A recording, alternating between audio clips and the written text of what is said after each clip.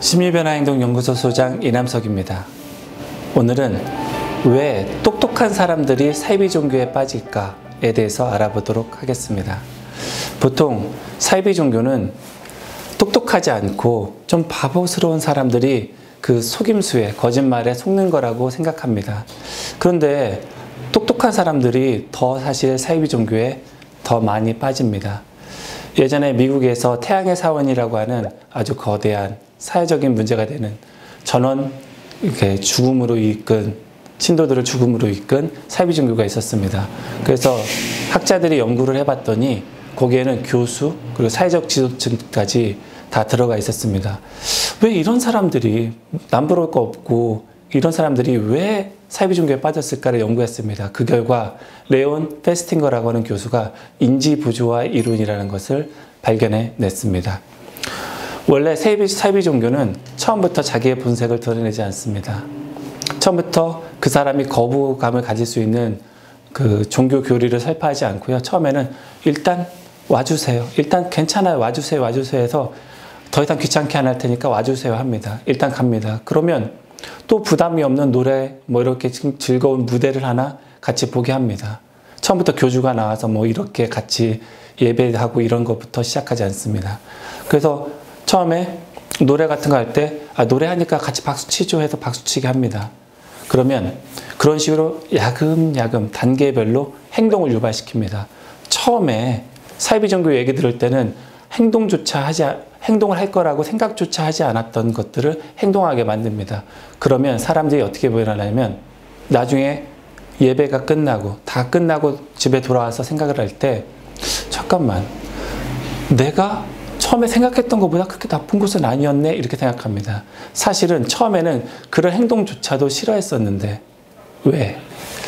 행동은 돌이킬 수 없습니다. 근데 신념은 바꿀 수가 있습니다. 그래서 어떻게 하냐면 자기가 벌인 행동과 사이비 종교 집단에 가서 박수를 쳤던 행동과 그런 거는 절대 옳지 않다라고 하는 자기 신념이 충돌을 합니다. 부조화가 있습니다.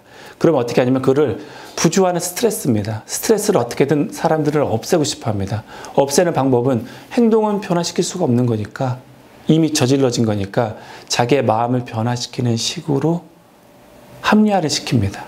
그래서 똑똑한 사람일수록 그거를 합리화를 더 잘 시킵니다. 그러니까 내가 거기 갔던 거는 나름 그런 이유가 있었어. 이런 이유가 있으니까 내가 박수 친 거지 하는 겁니다. 그래서 똑똑한 사람들일수록 사이비 종교에 더 잘 빠집니다.